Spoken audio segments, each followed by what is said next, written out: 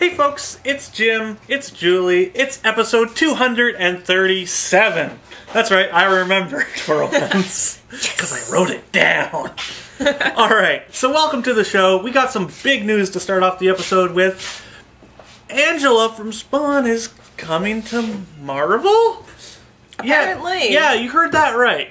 Alright, so a little history about this tiny little story. Yes, fill me in, because I am in the dark. Alright. So a couple years, way long ago when Spawn began, Neil Gaiman helped write a story with a new character called Angela. Okay. And then there was lawsuits and everything for the ownership of the character, and Neil Gaiman won. So he can basically do whatever he wants with the character now. Okay. So that character is going to be in one of the Age of Ultron books. That's kind of cool. Yeah, I don't know when. It's going to be near the end of the series. So it'll be like one of those end credits things on Marvel movies. So it should be interesting. I don't know what they're going to do with the character. I don't know what the new design will look like. I'm sure they're not going to keep the old design. But they'll keep elements of it, I'm sure. Oh, probably. But, there has to be elements so that people can see her and realize it's the same character. Yeah. But other than that, that's some big news to start off the morning. I mean, I woke up to the news, so if you're just hearing about it now you know. All right. I have other big news before we get to comic reviews. All right. Spill! So I went back this weekend and I read Superior Spider-Man 2 through 5. Ah. And if you guys haven't been following it, I think you should give it a chance because it does pick up. It's a quick-paced book. We still see a lot of Peter Parker, but in spirit form. Yeah, it's still in spirit form. He's in a lot of the book, but it's so quick-paced that I don't mind it at all. It helps it feel like it's still Spider-Man. Which is good. And I really think that you guys might enjoy it. So go out. Check it out. Give Superior Spider-Man a chance because it went a completely different direction than what I was anticipating. Alright, so let's start with some reviews, shall we? Alrighty. Up first for me this week is Star Wars Legacy number 1. What is with you and Star Wars? Every single time we have a new Star Wars book, you just have to review it. It's like you're a fangirl or something. I know. It's unbelievable. Yeah. It's inconceivable. No, that's the wrong fangirl base. Nah, okay. Well, yeah. Let's get to the review. So, in this one, in an attempt to unite the newly peaceful galaxy, the new ruling body, known as the Galactic Triumvirate, have launched a communications array to keep in touch with the Outer Rim, and they've dispatched Jedi Knight Yalta Val to see that it's done properly. But what happens... Man, I'd hate to sign that guy's checks. Yeah, But when Yalta Val's ship crash lands on his way, and he meets up with a Sith Master, and his lightsaber somehow ends up where he's supposed to be, what's next in store for Yalta Val? And how on Earth... A very nice retirement package. Maybe if that... No, I'm not gonna. And how will it change the galaxy when Anya Solo finds his lost saber?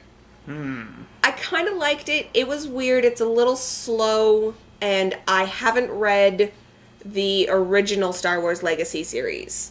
So I'm coming in a little bit in the dark. But I did enjoy it. I'm looking forward to the next issue. This isn't a mini-series. This is another new ongoing. Yeah, they gotta run out that contract every way they can. They have to maximize it, and I don't blame them at all, because they're doing good things for the Star Wars universe. So Let's guys... just hope when Marvel gets the license, they don't F it all up. Well, with any luck, part of why Lucas gave the license to Marvel is because they were able to prove to him that they intended to take it in a similar direction and had the same respect for it that he did. So hopefully they live up to that. Wait, Lucas had respect for Star Wars? Lucas had respect for Star Wars. He just made some poor decisions with episodes 1 through 3. because he didn't want to use the fan novels. So, I think that you guys should go check out this Star Wars Legacy. It's the opening story arc is called Prisoners of the Floating World. Alright, next up we have Poison Elves, _1. And in this one, Lucifer is forced into a life or death battle with a hardened general for leadership over Lucifer's group to rescue his comrades who are captured by the enemy. Who's the enemy? That's hard to say. Okay. This has a really long history behind it. And if you are not familiar with that history, you might be a little lost. Mm-hmm. Now, the sad thing about this book is the creator, Drew Hayes, is no longer with us. He passed away about 7 years ago at age 37. So he left notes and everything for people to continue his work. And this is where this comes in. Okay. Alright? But unless you have knowledge of the former series, you may get a little lost. But as someone who enjoyed the former series, I was not completely lost. Mm-hmm. But this does take place a while after that series, so there were some elements that were confusing to me. But I'm sure it will all get explained as the series goes along. The art in here is really nice. It's very Hayes-ish. They're really trying to emulate Hayes' style from the original series, and that's a good thing, in my opinion. Mm-hmm. It does work at some points, whereas it also fails at others. But it's not a bad book. I personally am not very fond of black and white, so... But that's your right, so... Exactly. But, as a warning, it is black and white. Yes. But I still enjoyed it. If you're an old fan of Poison Elves, do check this one out. Let's let Drew's legacy live on. Speaking of legacies living on, BAMF! Next up is X-Termination #1. And in this book, Kurt has... Things get exterminated. Something like that. The Daleks show up and go, exterminate! No, wait, that's another Oh, that's a Frank- Star Trek reference. That's a Doctor Who reference. Oh. You don't know your sci-fi. I don't really, unfortunately. It's getting better. Yeah, you only know Star Wars. It's getting better. Anyway, get to the review. So, in this, Nightcrawler's wife is dead, and he along with Dark Beast are stuck in the wrong universe until Kurt decides that it's time to go home. But when the boys cause a rift in the dimensional walls, it falls upon the Astonishing X-Men, the Extreme X-Men, and Age of Apocalypse's Exterminated to save the universe and all of the dimensions. That's a lot of X's. It's a lot of X-Men's. Yep. I think, I forgot to count, but memory serves that it looked like 9 to 12 X-Men's. And there were 2 Nightcrawlers and 2 Wolverines. Yep. So this can't end well. No. Someone's going to not exist very soon. I enjoyed this book. I really like the direction that it's going in. I do wish that I had been following Astonishing X-Men, Age of Apocalypse, or Extreme X-Men before reading it, so that I was more familiar with some of the characters. Yep. But they make it very clear who the characters are and what they can do. Which is generally a good thing. Exactly. They've handled it really nicely for people who just want to pick up the Exterminated miniseries. So, if you are an X-Men fan at all, or a fan of the sound effects BAMF or SNIKT, I definitely recommend this book because it is full of both of those sound effects. Which we all love. So much. BAMF and SNIKT. They're so much fun. Alright, next up we have Transformers, Fall of Cybertron. And in this one, which collects the original online-only tale of just how the Dinobots became the Dinobots, Grimlock leads his team to hunt down the Decepticon scientist Shockwave, but soon finds they're in over their heads as they become Shockwave's newest experiments. Ruh-roh. Yeah. Alright, so this leads into the video game Fall of Cybertron. Okay. And it kind of misses the boat a lot. Oh dear. Now, My main problem with this one is the art. It's very much an 80s style Transformers comic style to it, and as much as I like Andrew Wildman and stuff like that, which is not who drew this one, but I didn't really think the art worked because it's not the style that is used in the game or the comics that were adapting the game. So it really was messy to me. And I'm not going to say anything bad about the artist. The artist did their best, but I just could not get into it and couldn't really feel for any of the story because it just looked messy. So as a Transformers fan, I can't highly recommend it unless you're a completionist, but really, I could not get into it. Well, next up for me is a book that I really could get into, and that is My Little Pony Micro Series number 2 of 6, featuring Rainbow Dash. So this one is very much the same as last month's. Twilight Sparkle. Yeah, I wasn't trying to figure out the name of the character. It was the timeline. Yeah, I just brought out my Brony card, didn't I? A little bit. Yes. So, same format as the Twilight Sparkle. This is a one-shot. It's a fairly cliched, cute little story, and it's all about Rainbow Dash. Yep. And when a mysterious cloud falls over the valley during Rainbow Dash's air show, it falls to her to deal with the cloud gremlins who are feeding their cloud with all of the ponies' negative feelings. No, not cloud gremlins. I hate cloud gremlins. And stealing all of every pony's feelings. I hope they leave Derpy alone. No, everybody. Aw, poor Derpy. Everybody. So, this was really, really cute.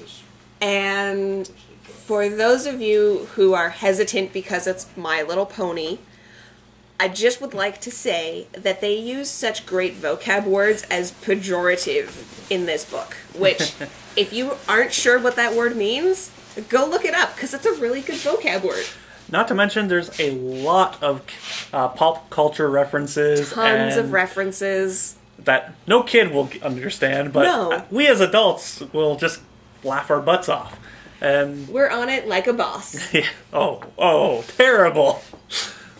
So, I really think, even if you don't pick up any other parts of the micro series, the Rainbow Dash one is very, very worth having. In fact, it's going to join my collection, because there are just too many giggles.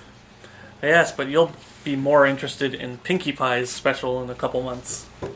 Alright, next up we have Simpsons Comics number 200. Dun dun dun! And in this one, it's the bicentennial celebration of the city of Springfield, as we learn the untold past of how it became America's crud bucket. Cool. Alright, so this one has several stories in it. The first big one is, of course, the bicentennial. Of course. Which they missed by like 18 years. Because they were too busy in 1996 going to see Independence Day.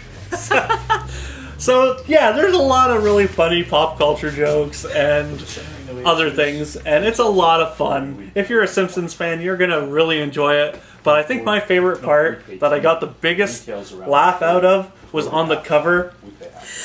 I was looking at that as you were reviewing it. Yeah, definitely. It's Zoidberg. He's saying he will defect for cake.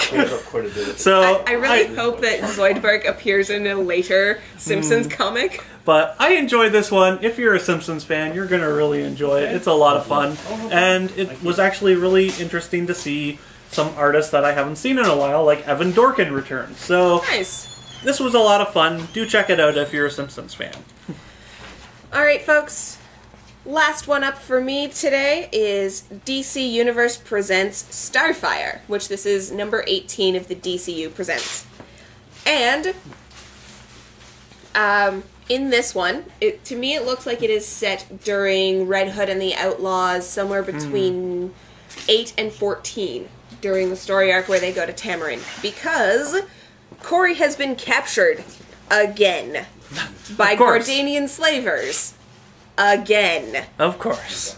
And true to form, she is determined to be free at absolutely any cost. You know what's the most interesting point of this book? That she wears clothes. Actually, there were some really, really good points where you see just how no-nonsense she can be, but yep, also... which is nice to see back in the character. She's not cruel for cruelty's sake. There's a point in the comic where she's faced with dealing with a foe and offers him the choice of, well, I can kill you, or you can promise me that you're going to stay out of my way and I'll let you live. These are your choices. Either way, I don't really care. I kind of like this Corey. I like that she wore clothes. This image on the front... Did they at least bring back a bit of her naivety? No. No. There is, but she is in a very familiar locale for her, so if she were naive, I would be upset. Because she's back on the slaver ship and trying to get free. So this is before she comes to Earth, then? No. No? Okay. No. She was captured, or she was sold as a child to the slavers, and then she got free and came to Earth, spent X number of years on Earth. We had the universe reboot. Yep. She had to go back to Tamarin and got captured on somewhere in there. So this is... Alright, so then, yeah. Or it's actually... This is her third time being captured by them. They know who she is, what she is capable of. She has a frequently captured card. Only 2 more captures and she gets out of jail free. Ooh! And a free sub. This was a good book, and I think that you guys should check it out because I think that you'll really enjoy this look at Corey when she is on her own, because it's different than when she's with Nightwing and the Teen Titans, and it's a little different than when she's with Jason and the Outlaws. So, go out, pick it up, it's cheap. And last and certainly not least today, we have G.I. Joe Special Missions #1. And in this one, the Baroness is going up against Scarlet and the Special Missions team in a rush to retrieve $40 billion of Cobra money. Oh, that's just pocket change for Cobra, isn't it? Yeah, which is now lying on the bottom of the ocean in a sunken Cobra ship. So does this tie into the new G.I.? Yes, it does. So everybody knows about Cobra? Yes. Oh, jeez. And this is a heck of a lot better. Is it? Oh, so much better than the last G.I. Joe book I had to read. This one actually feels like a G.I. Joe story. The only part that really drags it down is some of the art, especially when he's drawing women. I have major problems with that, but I mean, I can get with the story, but yeah, I can get past it. It's just that it really hurts it in a way as well. But it's still a fun G.I. Joe style story, and it's good to see characters like the Baroness and Scarlet and others show up again. Mm-hmm. And to have a fun story where you're trying to get $40 billion off the bottom of the ocean floor. Yeah. So, yeah, it's a fun little story by Chuck Dixon, and I really did enjoy it. If you're a G.I. Joe fan, you're probably going to enjoy it too, so do check it out. I quite enjoyed it. Alright, so that brings us to the close of another exciting episode. We will see you next week. Check out Superior Spider-Man.